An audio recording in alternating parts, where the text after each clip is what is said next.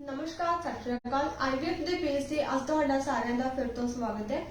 IVF ਦੇ page ਤੇ ਅੱਜ ਦਾ ਜਿਹੜਾ ਆਪਣਾ ਵਿਸ਼ਾ ਹੈ ਉਹ ਹੈ what is ovulation and fertile period.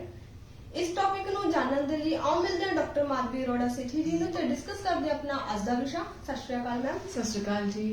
ਜਿਸ ਤਰ੍ਹਾਂ ਮੈਮ ਅੱਜ ਦਾ ਜਿਹੜਾ ਆਪਣਾ ਵਿਸ਼ਾ ਹੀ ਹੈ ओवुलेशन एंड फर्टाइल पीरियड ਦੇ ਰਿਗਾਰਡਿੰਗ, ਤਾਂ ਅਸੀਂ ਪੁੱਛਣਾ ਚਾਹਾਂਗੇ कि ओवुलेशन ਕੀ ਹੁੰਦੀ है। ओव्यूलेशन मीन्स नॉर्मली जैसे हर लेडी के बॉडी में दो ओवरीज रहती हैं, तो किसी एक ओवरी में जब अंडा बनता है पूरे साइज का बनता है तो वो ओवरी से रप्चर होकर ट्यूब में जाता है। तो जब वो ओवरी से रप्चर होता है उसको हम ओव्यूलेशन कहते हैं कि उस लेडी ने ओव्यूलेट किया है इस साइकिल, तो उसको चांसेस है प्रेग्नेंट होने के इसमें उस साइकिल में, उसको हम ओव्यूलेशन कहते हैं। मैम इस दे नाल ਅਸੀਂ ਪੁੱਛਣਾ ਚਾਹਾਂਗੇ कि ओवुलेशन ਕਿਹੜੀ डेट ਤੇ ਹੁੰਦੀ है। डिपेंड्स आपकी मेंस्ट्रुअल साइकिल कितने डेज की है। नॉर्मली जो इवन बुक्स कहती हैं नेचुरली 28 डेज का साइकिल रहता है, मून साइकिल जिसको भी कहते हैं। सो 28 डेज के साइकिल में जो लास्ट के 14 डेज हैं दैट डजंट वेरी, वो वैसे का वैसे ही रहता है। तो 14 दिन माइनस करते हैं तो अराउंड 13th-14th डे ओव्यूलेशन होती है एक नॉर्मल फीमेल में। किसी के पीरियड्स अगर 22-23 दिन में आ जाते हैं तो अगेन वो 14 डेज हम माइनस करेंगे, so that is around 9th-10th day के आसपास। सो उसका ओव्यूलेशन उस दिन के आसपास होगा। किसी की 45 डेज की साइकिल है, 40 डेज की साइकिल है और एग अगर बन रहा है, सो अगेन -14 डेज वो डेट होती है ओव्यूलेशन के आसपास की डेट।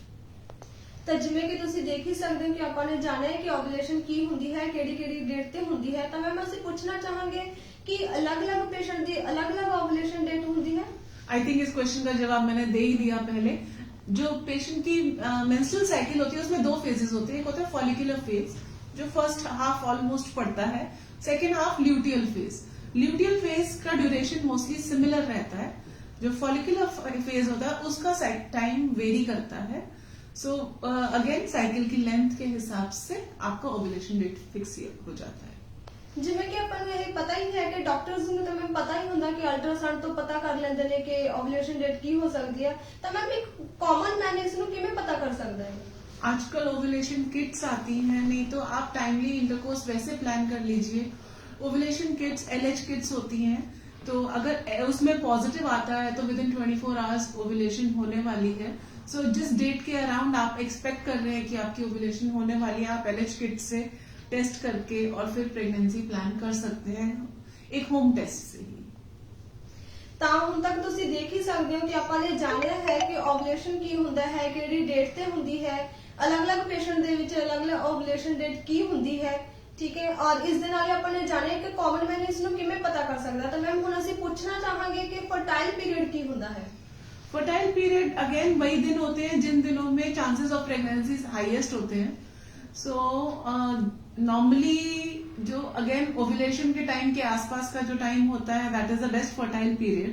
बट अगर एक पेशेंट स्टार्टिंग में प्रेगनेंसी प्लान कर रहा है, उसको ओव्यूलेशन भी नहीं पता, तो हम ओव्यूलेशन की डिटेल में को ना समझते हुए भी पेशेंट को अगर हम फर्टाइल पीरियड के लिए भी गाइड कर दें तो भी वो उसको प्रेगनेंसी ट्राई करने के लिए बहुत मदद करता है।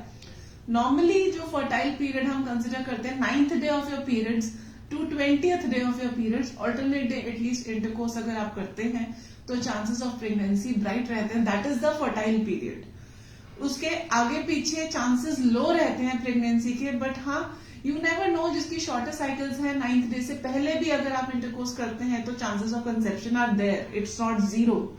एंड 20th डे के बाद भी अगेन इट्स नॉट जीरो, क्योंकि अंडा जो है रप्चर होने के बाद भी बॉडी में 24 आवर्स तक सर्वाइव करता है और स्पर्म अंदर जाने के बाद भी 72 आवर्स तक सर्वाइव करते हैं।